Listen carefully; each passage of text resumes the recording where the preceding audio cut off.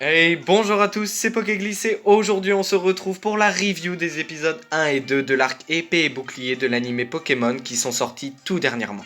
Ceux qui les ont vus savent qu'il y a énormément de choses à dire et ceux qui ne les ont pas vus, bienvenue sur cette vidéo.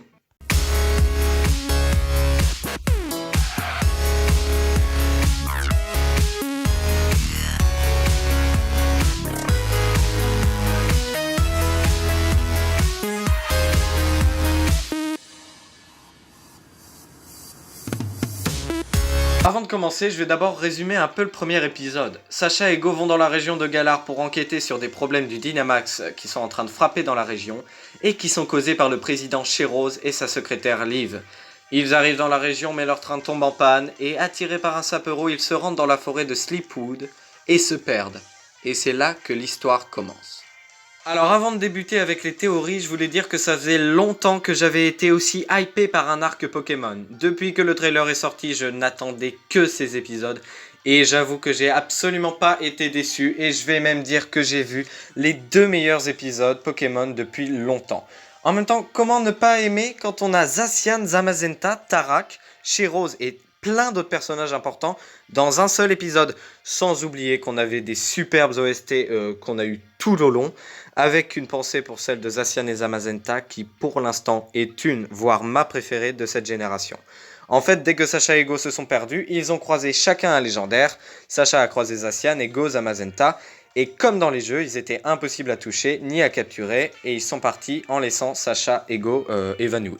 Ce que j'ai aussi aimé dans ces épisodes, c'est leur maturité et la tension qu'ils mettent en place. Je trouve Sacha et Go bien plus matures que d'habitude. Sacha est tout de suite allé combattre le Scolosante qui a gigamaxé par accident.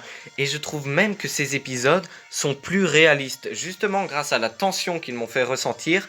Et même que le Scolosante a détruit des maisons, et que si Tarak n'était pas arrivé aider Sacha, il ne l'aurait jamais battu, preuve de l'ampleur du problème, et que ça prend un minimum de réalité. En plus de ce qu'on en a vu, les épisodes suivent pas mal l'idée des jeux avec Zacian et Zamazenta, Sonia qui explique l'histoire de la nuit noire à Go et le président Chez-Rose qui cache très bien son jeu. Mais ce qui est bien en plus, c'est qu'ils ont rajouté des choses intéressantes, comme l'assistant de Liv qui suit Sonia et Go jusqu'à Holchester et qui combat Go, qui d'ailleurs a enfin un poignet Dynamax, et qui ira même jusqu'à détruire le rocher qui cachait la statue des héros. Donc bref, des épisodes bien chargés en action, ce qui est encore plus plaisant. Bon, en tout cas, j'aurais pas mal parlé de mes ressentis très positifs, vous l'avez compris, sur ces deux épisodes. C'est un peu le bordel dans mes idées car j'ai beaucoup de choses à dire. Mais il faut maintenant parler de ce qui va arriver par la suite. Avec tout ce qui s'est passé et avec le preview de l'épisode 3, j'ai plein de théories à raconter. Est-ce qu'ils vont capturer Zacian et Zamazenta? Est-ce qu'Eternatus va apparaître? On voit ça maintenant. Dans le preview de l'épisode 3, on voit que Sacha va combattre Chez-Rose et je pense que pendant ce combat, enfin j'espère et c'est là ma première théorie, que Riolu va évoluer. Et comme vous le savez, Riolu va évoluer dans cet arc, on l'avait vu dans la vidéo review de l'opening 2 aux côtés de Pyrobut. Et c'est justement là ma deuxième théorie, je pense qu'ils vont évoluer au même moment. En tout cas dans le prochain épisode afin d'être prêts pour combattre Eternatus, qui sera sûrement le combat final dans l'épisode 4.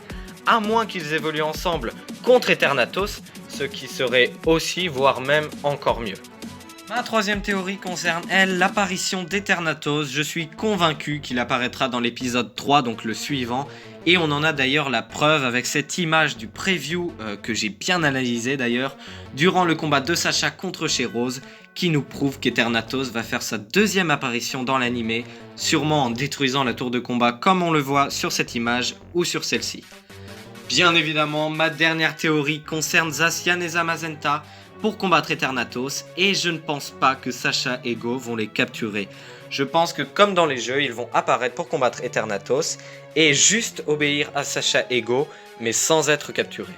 Et voilà, c'est tout pour mes théories, mais bien évidemment, plein d'autres événements vont arriver, comme Miaous de la Team Rocket qui va gigamaxer, l'arrivée de Roy qu'on peut voir sur cette image, et même Liv en train de combattre avec son Milobellus, donc ça promet énormément de choses dans les épisodes à venir. En tout cas, j'espère que les prochains seront aussi réussis que ces deux-là. Et si cette vidéo vous a plu, n'hésitez pas à lâcher un gros pouce bleu, à vous abonner, à dire à vos amis de s'abonner, c'est très important. Et on se retrouve dans 2 semaines pour la review complète.